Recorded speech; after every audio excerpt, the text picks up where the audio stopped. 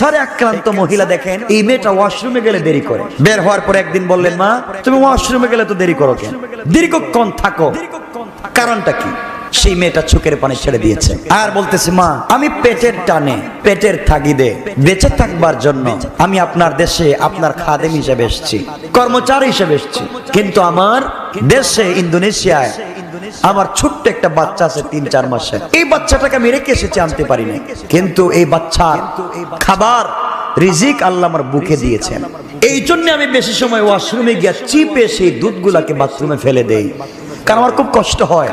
কারণ কষ্ট তো হতেই পারে, দুধগুলা কষ্ট দেয় আমাকে, এই জন্য চিপে ফেলে দেই, কারণ পেটের তাগিদে এসেছি, দেশেও যেতে পারতেছি না, আর আমি বাচ্চাকে খাওয়াতেও পারতেছি না, এই জন্য আমাকে দীর্ঘক্ষণ ওয়াশরুমে থাকতে হয়। ক্যান্সারে আক্রান্ত এই মহিলা এই ঘটনা শুনে খুব কষ্ট পেলেন। তিনি তাকে প্রায় 2.5 থেকে 3 লক্ষ টাকা দিয়ে তিনি বললেন, মা তুমি তোমার বাড়িতে চলে যাও, হাওলাইনে কামিলাইনে ইউরদিনা হাওলাইনে কামিলাইন, কমপক্ষে 2 বছর বাচ্চাকে দুধ পান করাতে হয়।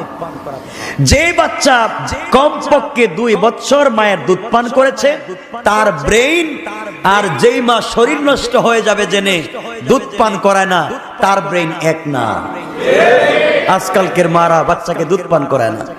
আল্লাহ বলছেন অবশ্যই কমপক্ষে 2 বছর দুধ পান করাতে হবে, বাচ্চার ব্রেইন সফট হবে, সে খুব ভালো তীক্ষ্ণ বুদ্ধির অধিকারী হবে। আজকালকে ডাক্তাররা এখন বলে মাকে অবশ্যই দুধ পান করাবেন, বলে না? তিনি তাকে টাকা পয়সা দিয়ে দেশে ফেরত পাঠিয়ে দিলেন, এটা সাদকা করলেন, সাদকা করলেন না, তাকে দিয়ে দিলেন। মেয়েটা বাড়িতে চলে গেল। যাওয়ার 3 দিন আগে মহিলাকে নিয়ে হসপিটালে টেস্ট করালো, দেখা গেল ওনার শরীরের 95% ক্যান্সার, আর বাঁচবেন না, কয়েকদিন বাঁচবেন। মহিলা বলে দিলেন, মা তুমি তোমার বাচ্চাকে 2 বছর দুধ পান করানোর পরে যদি আমি বেঁচে থাকি আর তুমি আসতে চাও আসতে পারবে। মহিলা দেশে চলে গেল। ওই মহিলা দেশে চলে যাওয়ার পরে বৃদ্ধা সৌদি আরবের ক্যান্সার আক্রান্ত নারী 2 মাস পরে তিনি মেডিকেলে গিয়েছেন চেক আপ করাবার জন্য যে তার ক্যান্সার কোন পর্যায়ে আছে। চেক আপ করায় দেখেন, টেস্ট করায় দেখেন তার শরীরে কোনোদিন ক্যান্সারই ছিল না। আল্লাহু আকবার।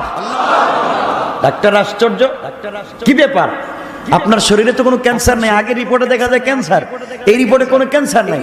তারা বললো তাহলে মনে হয় রিপোর্ট ভুল, আবার টেস্ট, একাধিক টেস্ট করাবার পরেও দেখা যায় ক্যান্সার নাই। আশ্চর্য হয়ে মহিলাকে জিজ্ঞেস করলেন, ক্যান্সার নির্মূল হওয়ার কারণ কি? একজন আলেম, কোরআনের শিক্ষায় শিক্ষিত একজন ডাক্তার কাগজ দেখে বলেন, মা আপনি সত্য কথা বলেন। মহিলা বলেন, আমি কিছু সাদাকা করেছি।